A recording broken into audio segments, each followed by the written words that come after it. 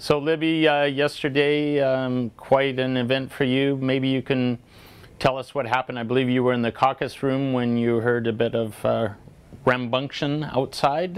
Can you take us through what happened? Well, yes, I'll certainly try and do that. It's pretty vivid in my mind.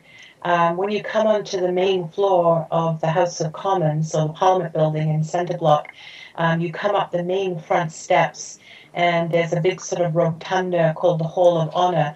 And if you walk down that hallway, on the left is a big committee room, and that's where the Conservatives have a caucus, and on the right, the NDP. And on Wednesdays in Ottawa, Wednesday mornings, Parliament doesn't sit. It's always the mornings that the national caucuses meet.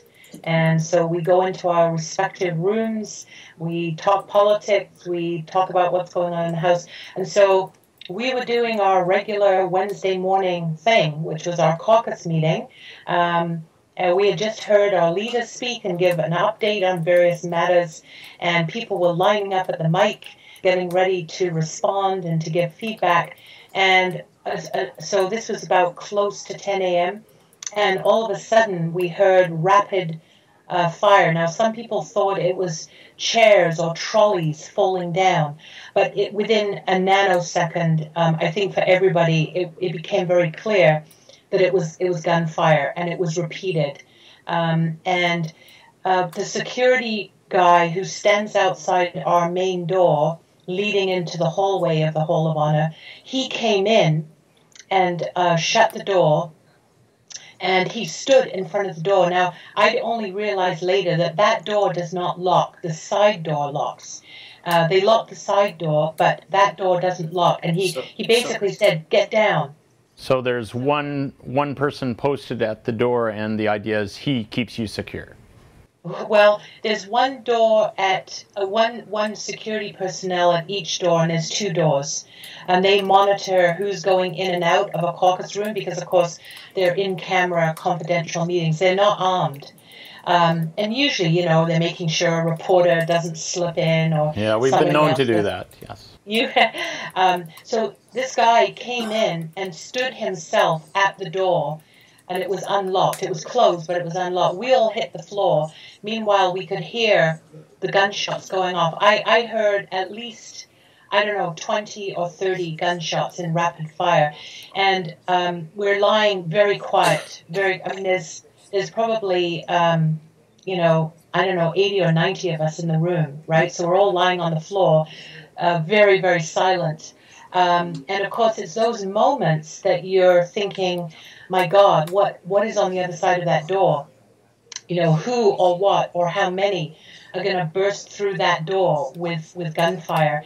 And I thought we laid there for maybe 7 minutes, but one of my colleagues said it was more like 15 minutes. So it was quite a long period of time. So you're basically...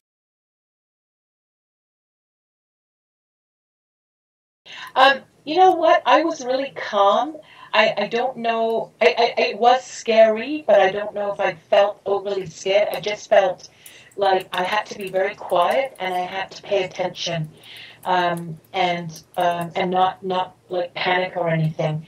And then another security personnel came in on the side door. There's another side door that's smaller. So he came through the locked door or the locking door?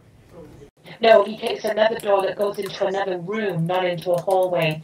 It's an adjoining room, and he came in through that door, and he basically said, "Okay, everybody out, quickly, quietly, out, out." And everybody got up, and we filed out remarkably quickly, and they took us down a hallway away from the Hall of Honor, and we basically went downstairs, and we went through a tunnel that takes us to what's called East Block, which is where a lot of the senators are. It's an adjoining building. And so the idea was to get you away from the gunman? Yeah, yeah. We had no idea how many people it was. We got into East Block. We were divided into a couple of groups, and we basically hit the floor again. We were under the tables. It was a long meeting table. We were all under the table, crouched in the corner, away from the windows. And for, a long period of time, we had no idea what was going on because there were suggestions that there was a second gunman that was loose and that they had not caught the person. And so it was very unsettling to know that there was still possibly someone in the building or on Parliament Hill precinct. And of course, by that time, the SWAT teams, the police were arriving. We had police around us outside our secure room, and we could see them outside because there was a window that had no blind or no curtain, so we could actually see outside. So you were watching this drama unfold while you were there, not really knowing what's going on? Not really. We only had a small peek of that. We could see a few of the officers outside in their SWAT gear because it's sort of an inner courtyard in the East Block, so we were able to see a little bit of what was going on. And so this was now probably, I don't know, 10:30 a.m. And we stayed there till after 9 p.m. that night in lockdown. Wow. So and several times, like there was the security guys were in the hallway and they'd be going up and down shouting things out. And again, we weren't even sure who it was. And suddenly someone would say, "Get down!" And we'd all like dive under the tables again. And we did that. I would say we spent hours under the tables. I mean, I sent my first BlackBerry message to my partner and my son and my family, saying, "You've probably seen the news. I was doing that under the table." Tell me about this. I know you haven't had much time to reflect, but there's been countless series about, we should arm everyone, we should have security everywhere, we should have more police, more military. Obviously, at least short-term, things are going to be stepped up. What do you see? Has Canada fundamentally changed overnight, or what do you think? I don't think it's fundamentally changed overnight, Ian. I think it's been an evolvement. I've been around a long time on Parliament Hill, 17 years. I remember when I got here, the tourist buses used to drive onto the hill. You could drive in a private car up around the hill. There was no security, basically. I think there were people at the door, but there was no electronic screening. Mm-hmm. And it was very easy to come and go. I mean, there were certain corridors you couldn't go down, just like in the Ledge in Victoria, right, which I know you're familiar with. After 9/11, it changed significantly. So there already has been one ramp up post 9/11. Even last year, they just finished putting in these electronic bollards at various entrances where, unless you have a clearance, you can't get through there, although ironically, a motorbike could. But of course, what this gunman did, we understand, is that he commandeered a car that was already on the hill and drove up to the center block. So I have no doubt that it's going to change a lot of procedures, and likely one of them will be the fact that all of the security personnel on the hill actually need to be armed. I mean, the irony is that in our caucus room, we have wooden doors. They're old wooden doors. And there's a second door that's a padded door for soundproofing. Oh, so you're safe from sound in them. So we were saying today, wow, maybe that should have been a bulletproof door. Right, It's actually for soundproofing. Right. So I'm sure there's going to be a whole bunch of things that change in terms of screening, in terms of how people come in. Even today, there was only one entrance to go in. You had to show ID, even if you were an MP. And I'm sure it's going to change significantly again. In fact, the Speaker just announced that in the House in question period. He said that they're doing a big review. They'll be reporting to the Board of Internal Economy. I mean, they've already spent hundreds of millions of dollars on security measures, cameras and these bollard things and the screening, but I'm sure it's all going to change again. And how about you? This is your office. This is your place of work. Do you feel threatened? How was it coming in today? It was a bit eerie. We went back to our caucus room this morning. We gathered there. So you're in the same place that you were huddled yesterday. Yes. And and I went to my office, which is on the 5th floor in Center Block, and I sent my staff home. I didn't want them to come in today, so it was very quiet in my office. It was just me. And then the guy came in with a recycling bin, and I said, "Who's that? Who's there?" And he said, "Don't worry, it's just me with the recycling bin." And but you know, I feel really strongly, Ian, and Mr. Mulcair made this in his comments today in the House. This is a public place, and we have to ensure that it's the people's place. This is the heart of our democracy. We can't be a fortress. It has to be a place where the public is welcome. So there's got to be a balance of security and a public openness.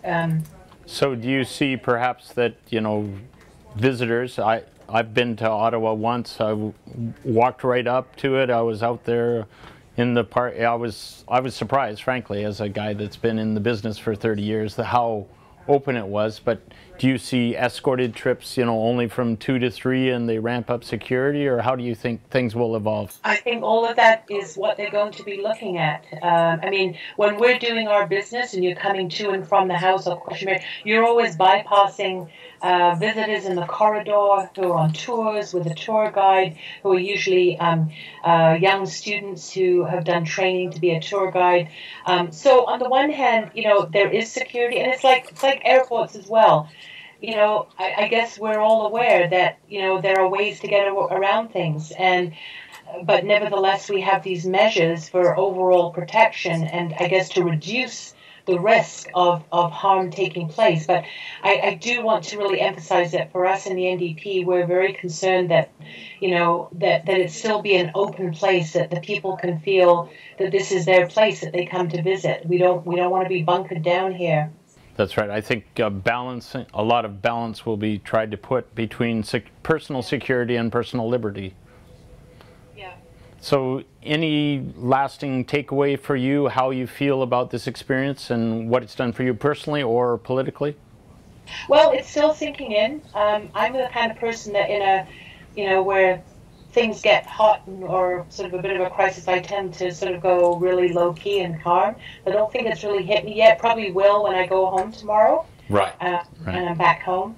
Today in the House was very somber. There were statements made. Question period today was very low key, very somber, not the usual heckling and rock. So, you know, you can feel that there was a huge welcome and response to the Sergeant at Arms. Yeah, amazing story. Kevin Vickers, when he came in this morning at 10.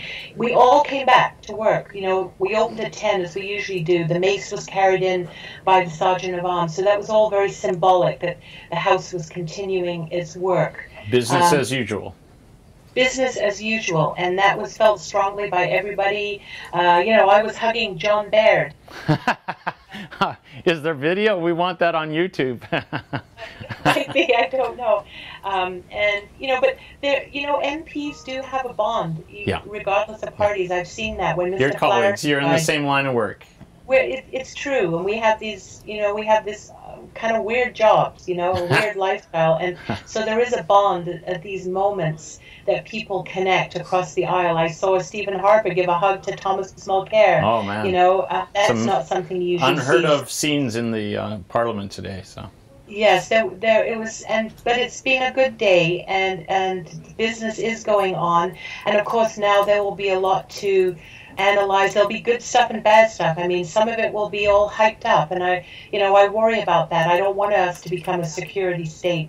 I am very concerned about protecting the rights and privacy of Canadians.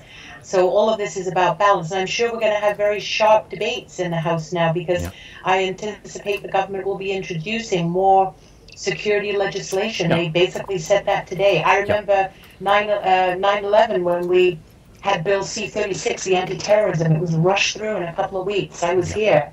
I know what that felt like. So I feel that we're going to have an echo of that kind of thing. Mm-hmm. So, you know, democracy is about accountability as well, and asking tough questions, and that's all what we've got to do. Libby Davies, MP for Vancouver East, thank you very much for joining me today, and hope things get back to normal if they can in Ottawa.